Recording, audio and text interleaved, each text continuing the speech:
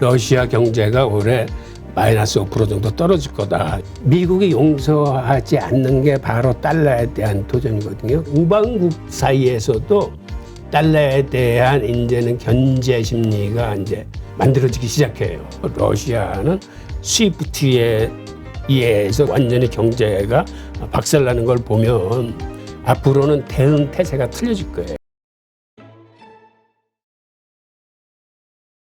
네, 그럼 이번엔 이제 러시아 경제 제재의 가장 큰 핵폭탄, 경제의 핵폭탄이라고 표현하는 뉴스에서 보면 그렇게 맞아요. 이 맞아요. 어두를 잡더라고요. 예. 그 뭐라고 그러죠? 그 키워드를. 예, 핵폭탄 맞아. 예. 스위프트 배제. 예. 이 스위프트 배제가 왜 그렇게 핵폭탄이라고 이야기할 정도로 큰 영향을 주는 것이냐. 일단 스위프트가 무엇인가에 대해서 먼저 좀 배워야 될 것 같아요. 예.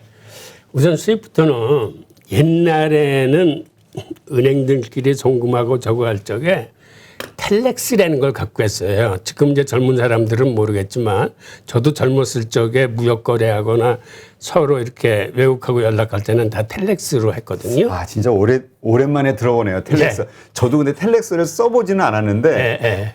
이렇게 뭐 드라마라든가 이런 데 보면 텔렉스 왔어 받아 빨리 뭐 이런 맞아요. 거 봤던 기억은 나요. 예.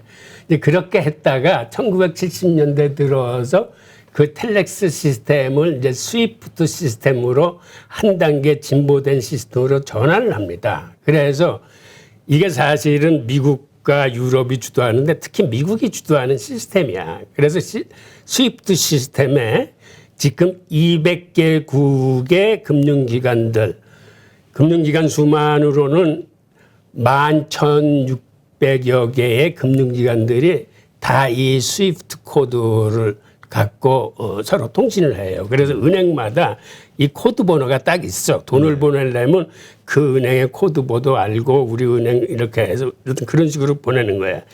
이거를 통해서 전 세계의 무역 거래뿐만 아니라 송금과 결제와 거래가 이루어지는데 연간 한 100억 건 정도가 이걸로 인해서 이제 서로 이제 송금이 되고 수치가 되는 거예요. 네.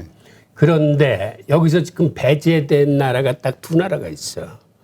미국이 악의 측이라고 꼽는 이란과 북한이 이 시스템에서 배제되어 있는 거예요. 그래서 왜 그렇다면 미국이 이란을 이 시스템에서 배제했는지에 우리가 역사적인 사례를 한번 알아야 되거든요. 네. 우선 2012년 3월에 미국이 이란의 중앙은행 등 30개 은행을 스위프트에서 강제 탈퇴시킵니다. 그러니까 스위프트의 접속을 차단시킨 거예요. 게다가 그해 7월에는 이란과 다른 나라의 금 거래도 막아요. 그러니까 금도 돈으로 쓰이기 때문에 그러니까 스위프트 시스템을 통한 돈 거래도 막을 뿐만 아니라 금 거래도 막아. 그래서 그때 어떤 결과가 생겼냐면 이란의 경제가 마이너스 7.7%로 떨어져 버리고 리알화의 가치가 51%나 떨어졌습니다. 그리고 그 이듬해에 이란 물가가 35%나 폭등해요. 근데 이 수치를 우리가 눈여겨봐야 되는데 왜 그러냐면 러시아가 바로 지금 이 수치에 근접할 거라고 전문가들이 얘기하고 있는 거예요. 러시아 경제가 올해 마이너스 5% 정도 떨어질 거다. 이번에 스위프트 축출로 인해서. 그 다음에 일부에서는 마이너스 5% 정도 아니다. 마이너스 7%까지 간다. 그 다음에 지금 그 루블화의 폭락이 40%까지 떨어졌다가 지금 이렇게 밴드 안에서 갇혀져 있는데 그 다음에 국채 가격도 50% 떨어지고 뭐 등등 아예 러시아의 금융시장은 지금 붕괴 수준으로 들어가 있습니다. 그러니까 지금 뭐 엄청나다고 하더라고요. 네. 뭐 아까도 잠깐 말씀하셨지만은 금리를 20% 올릴 정도잖아요. 지금. 맞아요. 그거는 이제 또 제가 뒤에서 조금 다루겠습니다만은 이런 현상을 거쳤는데 그렇다면 왜 그때 미국은 이러한 초강수 규제를 이란한테 씌웠느냐는 건데 사실은 역사적인 연원을 보면은 미국과 이란은 굉장히 친했어요. 냉전 시대에는. 왜 그러냐면 소련이 그 밀고 내려오는 걸 미국 대신에 앞장서서 막아준 게 이란이에요.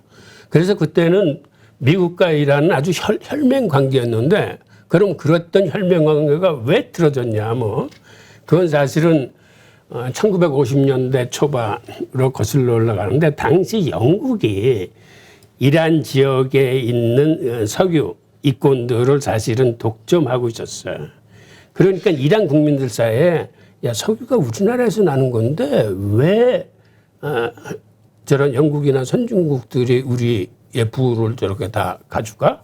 해서 이제 그 반감이 거세지는데 그 당시 새 총리로 취임했던 모사데크가 석유를 국유화를 선언해 버립니다. 네. 이건 우리 거야. 그 통에 영국하고 미국이 이제 발등에 불이 떨어져 가지고 사실은 해서는 안 될 짓을 해요. 무슨 얘기냐면 당시만 해도 냉전 시대이기 때문에 뭔가 반미 성향이 있거나 사회주의적인 성향이 있으면은 어떻게 하든지 그거를 이제 거세한다거나 뭐 이런 작업들을 해. 특히 미국의 CIF나 이런 데가 공작을 해서. 근데 그때도 아약스 작전이라고 이 두 나라가 저거를 해서 군부 쿠데타를 부추겨서 그 모사데크를 축출을 합니다. 네. 그리고 모사데크를 축출하고 시대의 흐름과 반대되는 왕조를 복원시켜 팔레비 왕조를. 그러니까 거기서 이란 국민들이 이제 완전히 이제 반미로 돌아서는 거예요. 그래서 이제 다시 이제 석유에 대한 이권이 영국과 미국 주머니 쪽으로 들어가고 이러한 일련의 상처들이 이란 국민들 사이에서는 완전히 반미 국가로 이제 돌아서게 됩니다. 그 다음에 그러다 보니까 이란 국내에서 그 반정부 시위가 벌어지는데 이거를 팔레비 왕조가 또 가혹하게 진압을 해. 또 그런 사실을 서방 언론들은 다 모른 척해 침묵을 해. 그리고 팔레비 왕은 그 당시 이슬람 국가에서는 사실은 종교 지도자가 어떤 실권 정치 세력보다 더 사실은 힘이 있거든요. 근데 호메이니를 그러다 보니까 국외로 추방하는데 이게 사실은 국민들 정서에 기름을 부은 거예요. 네. 아, 우리 종교 지도자들을 내쫓아? 그래서 이제 혁명이 일어나요. 그래서 팔레비 왕은 이탈리아로 도주하고 호메이니가 국민적인 영웅이 돼서 다시 이제 국내로 돌아옵니다. 그런데 이때 또 미국이 이란 국민들의 그 정서에 반하는 행동을 해. 무슨 얘기냐면 팔레비 왕의 입국을 허락해서 이걸 미국에서 잘 먹고 잘 살게 만들어줘. 그러니까 국민들이 얼마나 화나. 그래가지고 그 당시 대학생들이 이란 주재 미국 대사관에 난입해서 외교관 등 52명을 인질로 잡고 인질극을 벌여요. 인질극을 자그마치 1년이 넘는 444일간이나 지속이 됩니다. 그리고 사실은 이 중간에 그 미국 특공대가 대사관을 습격해서 그 인질사건을 마무리하려다가 오히려 저 침태당해서 특공대원 8명이 죽어. 예. 아니, 결국은 나중에 미국하고 이제 협상을 해서 그 팔레비 왕조의 자산을 이란에 반환하는 조건으로 인질들을 석방을 해줘요. 네. 그래서 종결이 되긴 하는데 문제는 이때 그 가담했던 대학생 중에 하나가 이란 대통령이 돼. 나중에. 그 사람 이름이 아흐마디 네자드라는 사람인데 이 사람이 2005년에 이란 대통령이 되고 난 다음에 강력한 반미 정책을 시행해요. 근데 반미 정책에서 가장 강력한 게 뭐냐면 달러에 대한 도전과 석유에 대한 도전이에요. 이 두 개를 이 양반이 같이 해. 무슨 얘기냐면 야 석유는 이게 다 아랍에서 나는데 왜 석유 거래소는 미국하고 유럽에 있는 거야. 이걸 우리가 거래소를 만들어서 우리가 장사를 해야지 라고 하면서 미국은 니들 놈들이 못 되니까 나 달러로 장사 안 할 거야. 석유를 유로화를 내고 사가든지 우리나라 돈 리알을 내고 사가라고 하면서 석유 거래소를 하나 만들어요. 그래서 석유 거래소를 그 걸프만에 있는 키스라는 섬에 만들고 2008년에 그 다음에 석유 거래를 달러가 아닌 다른 화폐로 거래를 해.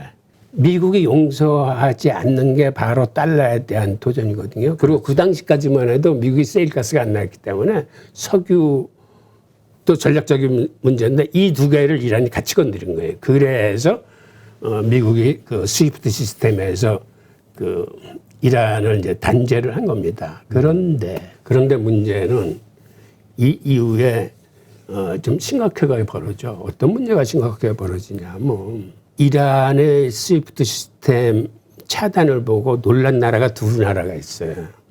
아, 우리도 저런 식으로 당하겠구나. 라고 놀란 나라가 사실은 러시아하고 중국이에요. 그렇죠. 뭐냐면 어쨌든 경제적으로나 정치 이념상으로 라이벌 관계, 라이벌이라고 표현하긴 그렇지만 좀 다르니까 공산주의와 사회주의와. 그래서 두 나라가 이 스위프트 시스템에서 독립하기 위해서 자기네들 통화의 시스템을 만듭니다. 그래서 러시아는 2013년에 루블 시스템을 완성시켜요. 그걸 SPFS라고 그러고 중국은 CIPS라는 위안화 결제 시스템을 만듭니다.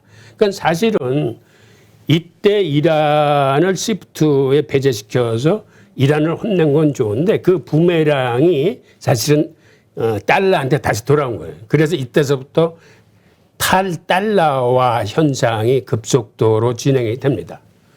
그래서 지금도 러시아와 중국은 이 위안화 시스템으로 거래를 해요. 가능하면 달러를 이 사람들은 안 씁니다. 그리고 달러를 위안부에서 줄이고 이제 다른 나라 달러를 하게 되고 그래서 중국이 2015년에 그 CIPS라는 결제 시스템을 완성했는데 지금 CIPS에 가맹한 은행들 숫자를 보면 세계 139개 1280개 은행이 여기에 연결돼 있어요. 103개국? 네, 103개국에 1280. 이게 스위프트에 비해서는 지금 굉장히 적은 양이야. 1280개라고 해도 많은 것 같긴 한데 전 세계적으로 스위프트는 훨씬 더 많다는 거죠. 스위프트는 11,600개고 은행의 숫자가 이거는 그 10분의 1 정도뿐이 안 돼요. 네. 그런데 요번에 사태로 인해서 이제 CIPS가 생각보다는 굉장히 커질 겁니다. 러시아가 이제 저거를 이제 활용하기 시작할 거죠. 러시아도 활용하고, 그러니까는 이란 사태로 인해서 사실은 이게 생겨난 건데 이란의 제재를 가했을 때하고 지금 러시아의 제재를 가했을 때는 이게 또 차원이 틀려. 이란은 그래도 미국이나 세계 경제를 봤을 때 소국이고 러시아는 대국이고 세계적인 GDP도 지금 10위인가 하고 그런데 그런 나라조차 스위프트에 의해서 금융이 붕괴되고 완전히 경제가 박살나는 걸 보면 우리도 언제 저렇게 당할지 모른다라고 생각하면은 앞으로는 대응 태세가 틀려질 거예요. 그러니까 많은 나라들이 지금은 미국의 입장에 동조하지만 보면서 스위프트 하나, 그러니까 독과점의 폐해라고 보잖아요, 우리가. 맞아. 네. 네. 여기 그 목숨줄이 우리 여기에 달려 있는 거고. 그러니까 맞아. 이쪽에도 우리 그러니까 좀 양다리를 좀 걸쳐야 되겠다 이런 욕구가 생겨날 수 있다. 예. 그러니까 이번 계기가 오히려 그리고 또 하긴 지금 러시아하고 결제 그 스위프트에서 배제되면 그렇다고 거래 이제까지 하던 것들이 다 손 놓고 가만히 있을 수는 없잖아요. 어떤 식으로인가 대금 결제는 받아야 되고 또 뭐 주고받고만 해야 되니 여기에 가입하는 그 일들이 좀 늘어날 수도 있다. 이렇게 볼 수 있는 거예요. 그러니까 우리 이번에 그 코로나 때문에 온라인 사용 경험이 없던 분들이 확 늘어난 것처럼 맞습니다. 이런 경험이 이제 여기서 생겨날 수 있다. 예. 그래서 제가 보기에는 이 CIPS가 생각보다는 굉장히 빠른 속도로 커질 거예요. 그럼 중국의 입장에서는 오히려 이게 맞아요. 중국은 지금 뒤로 붙고 있는 거야. 그러니까 이제까지 그 달러 패권에 도전하는 아니라고는 하지만 어쨌든 행보는 맞아요. 그런 거였는데 성과가 별로 없었단 말이에요. 그렇죠? 그런데 이제 이런 계기가 오히려 좀 좋을 수도 있겠네요. 맞습니다. 그리고 사실은 미중 간의 무역 전쟁도 사실은 알고 보면 이게 중국이 달러에 대한 도전을 했기 때문에 그런 건데 중국도 2018년에 위안화 표시 원유 선물 거래를 상하이 시장에 개설을 합니다. 그래서 우리도 원유를 위안화를 주고 사오겠다. 근데 이게 미국으로서는 굉장히 거슬리는 거죠. 그렇죠. 그리고 사실은 이 이후에 무역 전쟁이 터져요. 그래서 지금 이제 패권 전쟁 양상으로 가지만 결국은 중국이 달러를 쓰지 않고 위안화를 쓰고 그 미국의 입장에서는 저거는 위안화 기축 통화를 위한 그 달러 패권에 대한 도전이라고 이제 보여지는 거죠. 이런 현상이 사실은 이렇게 적대국 사이에서만 일어나는 게 아니라 놀랍게도 우방국 사이에서도 달러에 대한 이제는 견제 심리가 이제 만들어지기 시작해요. 그럼 보면은 우선 유럽 스스로도 이거 스위프트에 목매고 있으면 안 되겠다라고 해서 자기들이 팁스라는 즉결제 시스템을 만들어서 2018년 11월 달서부터 이제 가동하기 시작했어요. 그리고 이거는 은행뿐 아니라 요새는 이제 모바일 페이 결제 많이 하잖아요. 그래서 이제 그쪽으로도 이걸 넓혀가겠다는 거고, 그 다음에 지금 세계 각국 중앙은행의 86% 정도가 다 그 중앙은행 디지털 화폐 CBDC를 개발 중에 있습니다. 그런데 이 개발을 하면서 특히 유럽이 달러 기축통화에 대항할 수 있는 어떤 유럽의 디지털 화폐를 만들자는 움직임이 있어요. 또 하나는 이 부분에서 가장 지금 치고 나가는 게 중국인데, 중국의 중앙은행 디지털 화폐는 아시다시피 이 부딪히기 기능이라는 게 있어서 인터넷이 환경이 안 된 곳에서도 휴대폰끼리만 부딪히기만 해도 결제나 거래가 될 수 있게 됐어요. 그러다 보니까 인터넷 환경이 열악한 아프리카나 그 중앙아시아 쪽으로 앞으로는 중국의 CBDC가 급속하게 이제 퍼져 나갈 겁니다. 그리고 중국의 그 중앙은행 디지털 화폐를 그 중국의 그 결제 시스템인 CIPS에 중국이 얹힐 거예요. 그럼 CIPS에 가입을 하면 자동적으로 중국 위안화 디지털 화폐를 그 결제 시스템을 통해서 다른 나라들도 서로 이제 그 송수신을 할 수 있는 거죠. 게다가 중국과 러시아가 우리가 공동의 지불 시스템을 한번 만들어 보자라는데 합의를 했는데, 여기에 또 가세를 한 게 나도 붙여줘 하고 나온 게 인도예요. 그래서 중국, 러시아, 인도는 중앙은행 디지털 화폐를 공동으로 사용할 수 있는 방안을 시스템을 만든 겁니다. 그리고 이게 더 나아가서 브릭스에서 그럴 게 아니라 브릭스 전체에서 이 공동의 화폐를 한번 만드는 연구를 하자라고 합의를 봐서 지금 그게 진행되고 있어요. 그런데 이게 이번에 러시아의 스위프트 축출을 보면서 앞으로는 그게 생각보다는 더 가속화되고 힘을 더 모아질 겁니다. 그럼 예를 들어서 브릭스에서 서로 공통으로 쓸 수 있는 디지털 화폐가 나온다 그러면 브릭스의 인구가 전 세계 인구의 한 40% 정도 되는 아주 큰 경제 블록이거든요. 네. 그러면 그 달러화가 이제 더 가속화되는 거죠. 그러니까 2012년도에 그 이란하고의 그 상황이 안 좋아지면서 그 스위프트를 배제했던 것이 결국은 중국과 러시아가 탈달러화가 되게끔 시도하는 어떤 맞아요. 계기가 됐던 것처럼 맞아요. 이번에 러시아를 배제하는 것이 결국은 이 탈달러화의 어떤 속도를 확 늘리는 그런 부메랑이 돼서 미국에게 충격을 다시 줄 것이다. 맞아요. 달러 패권에 흔들리는. 지금은 러시아가 이걸로 인해서 심하게 타격을 받고 이제 공경에 빠질 겁니다. 그런데 그게 지금 말씀하신 대로 부메랑이 돼가지고 다시 미국의 탈달러화 쪽으로 상황을 급속하게 밀고 갈 가능성이 큰 거죠. 네, 알겠습니다. 하여튼 이러한 것들, 그러니까 왜냐하면 이게 미국에 하긴 이런 생각도 해봤어요. 이 미국의 그 1차, 2차 그 뭐 이렇게 제재안 같은 거 나왔을 때 스위프트 배제 같은 조치를 처음에 하지 않았던 이유가 맞아요. 예. 맞아요. 그래서 뭐 기자들이 왜 not this time 뭐 이런 얘기를 물어봤잖아요. 기자회견장에서 왜 지금 그걸 안 하지요? 뭐 이렇게. 근데 역시 미국도 이러한 것들을 인지하고 있기 때문에 그 부작용에 대해서도 고민을 하고 있는 것이다. 미국이 잘 알아요. 그러니까 이번 사태로 인해서 가장 큰 손실을 보는 건 물론 러시아지만 그 못지않게 경제적인 큰 손실을 보는 게 독일하고 미국이에요. 우선 저 유가하고 천연가스 값이 올라가면 가장 그 경제적인 고통을 당하는 게 독일과 미국일 뿐만 아니라 미국이 지금 걱정하는 건 사실은 이거야. 이란 때도 이란을 건드렸더니 이렇게 문제가 퍼지는데 러시아를 지금은 강력하게 규제하는데 이게 필요하다 손치더라도 이거는 결국은 달러화에 대한 반기를 들게 만드는 거다라고 그래서 굉장히 끝까지 사실은 안 쓰고 싶었던 건데 할 수 없이 세계적인 여론에 의해서 지금 어떤 의미에서 끌려간다고 보는 거예요. 당장에는 가장 큰 충격을 줄 수 있는 거니까. 네. 그러니까 게다가 예.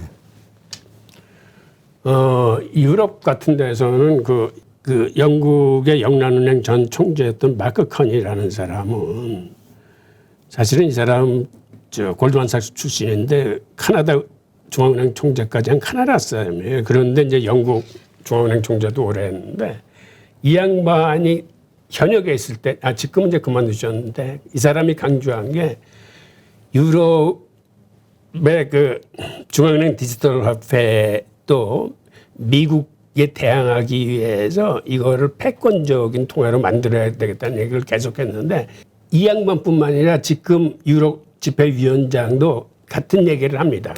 유로의 국제적 역할을 강화하기 위해서 우리가 그 유럽 디지털 화폐를 앞으로는 강하게 끌어가야 된다는 얘기를 했을 뿐만 아니라 또 하나의 움직임은 아랍 연맹들 사이에서 지금 나오고 있는 건데 사우디아라비아가 앞으로의 아랍 연맹의 그 통화 맹주는 내가 돼야 되겠다라고 생각해서 지금 이제 아랍에미리트 그다음에 바레인 등하고 해가지고 서로 공통으로 쓸 수 있는 중앙은행 디지털 화폐를 개발하고 있어요. 이런 식으로 이게 아랍연맹에만 이제 국한된 게 아니라 남미에 보면 또 반미 국가들이 많아. 그러면 남미연합도 야 우리가 언제까지 달러 시스템에 목매고 있을 수는 없다. 우리도 아랍연맹이나 브릭스가 하는 것처럼 공동의 디지털 통화를 만들자라고 갈 가능성이 큽니다. 그러니까 이제까지처럼 그 CIPS 위안화 국제결제 시스템이 크게 확장되는 것 이거가 주가 아니라 이것도 그 정도 되겠지만 각 어떤 그 지역 연합끼리 맞아요. 혹은 이해관계가 걸린 나라들끼리의 그 디지털 통화 화폐를 통한 통합을 통해서 달러 패권은 점점 약해질 수 있다. 맞아요. 네. 그러니까 이게 그러니까 경제 부역별로 거네. 예. 분권화되고 다양화되는 거예요. 예. 그게 이제 결국은 달러 패권을 약화시키는 거니까. 예, 맞습니다. 네, 알겠습니다. 이게 스위프트 왜 미국이 이렇게 끝까지 그 카드를 쓰지 못하고 망설였었는지, 그 다음에 스위프트를 썼지만 이것이 결국은 어떠한 영향을 다시 미국에 가져다 줄 것인지 우리가 앞으로 이 전개되는 상황을 또 주의 깊게 뉴스를 통해서 한번 확인을 해봐야겠네요. 예. 네.